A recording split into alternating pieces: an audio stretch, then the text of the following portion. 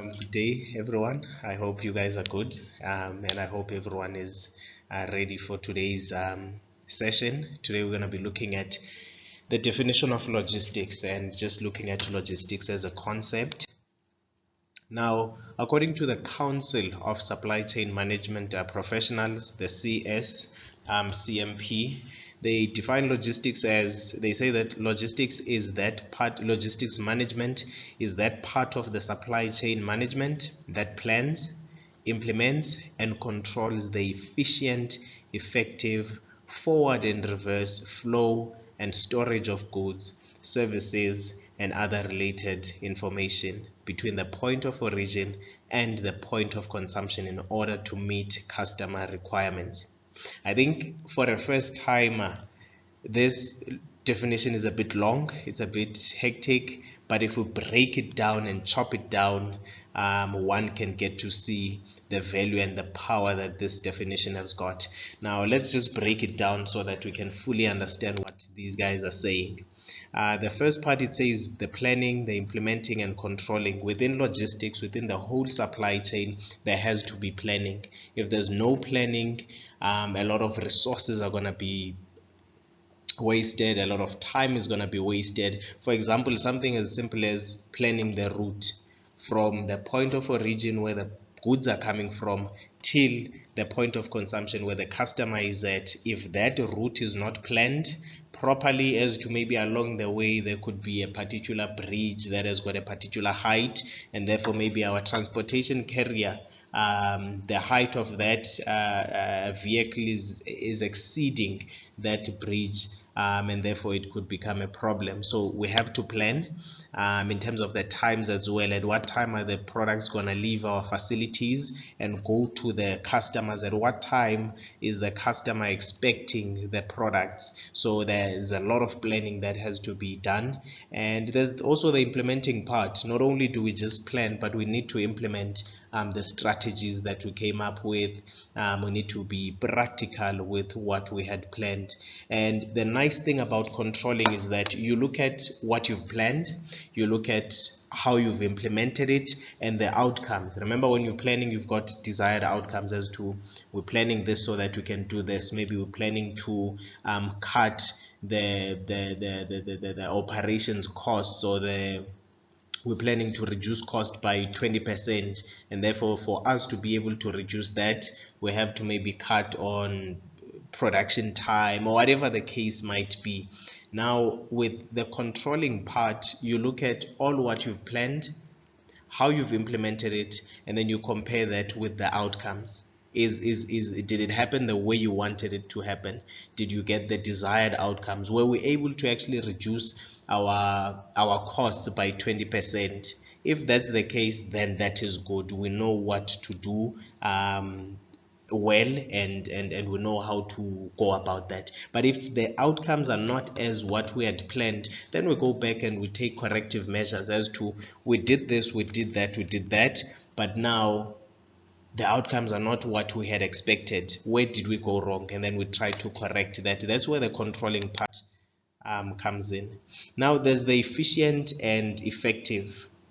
Not only that, but the forward and the reverse flow of goods, meaning that the goods need to flow in an effective way, in an efficient way.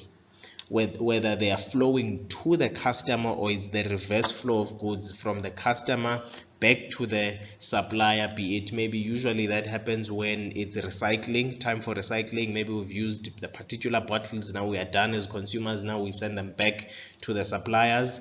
Or maybe there were faulty products, now these products have to go back to the supplier because either maybe some of them are broken, some of them do not meet the particular standard or the quality that we had agreed on. Maybe some items are not the exact quantity we had ordered. Let's say you ordered 100 items, now they supply you with 80 items. Either you can tell them that you've got 80, or you can return everything so that they give you the 100 that you had ordered. Now, all that flow, it has to happen in an efficient way. Now, efficiency means that we have to make sure that the products are flowing in a way that is cost effective, in a way that is limiting costs. So for example, using air transport to transport, let's say, a pair of sneakers. We know that from Johannesburg till Cape Town, that whole transit, it could take about, let's say, 2 hours, 3 hours. Then your pair of sneakers is in Cape Town. But in terms of cost, is it a cheap way of transporting sneakers to a client in that way?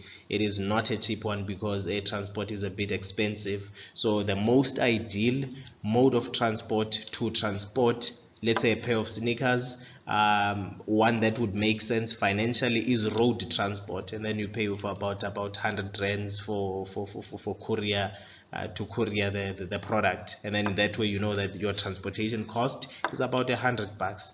But when it comes to air transport, it becomes a bit different. So we have to transport goods in an efficient way, but also there has to be a smooth transit when it comes to us transporting these products. How smooth is the flow of these goods, so there shouldn't be disruptions. If, for example, going back to planning, if we know that maybe the route we pass at a particular location, and at that particular location there's a strike happening, there's a protest happening, then we have to plan a different route so that there would be a smooth transit of these products from the supplier to the customer.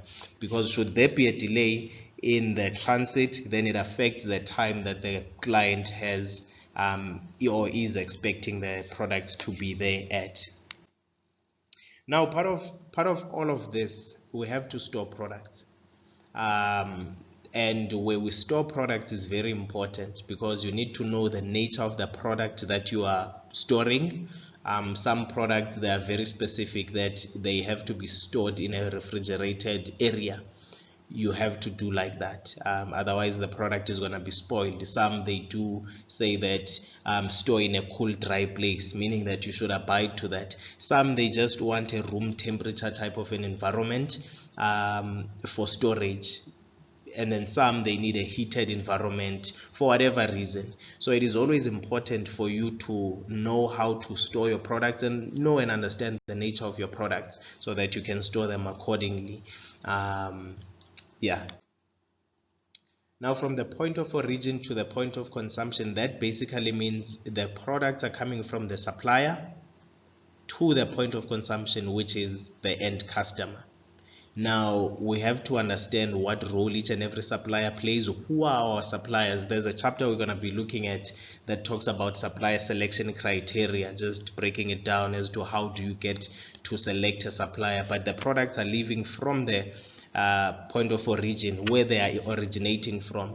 In the farming industry, the products are coming from the farmer, going to the retail stores. Sometimes the products are coming from a manufacturing plant. They are being manufactured in a factory. That's the point of origin for them, to the point of consumption, where the customers are at. Some products, the point of consumption, they could go directly to the customer, and then some, the point of consumption gets to be at the retail store, whereby customers get to buy the products from.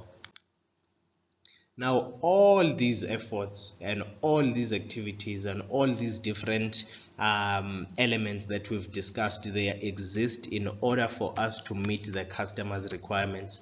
All these efforts are there to make sure that we satisfy the customers. The customers has to be happy, the customer has to be satisfied, and all the requirements of the customers have to be met. And that is why logistics exists. All the different elements that exist within logistics, they are there to make it a point that we meet the customer's requirements. The customer has to be happy at the end of the day. And with that being said, thank you very much. See you on the next video.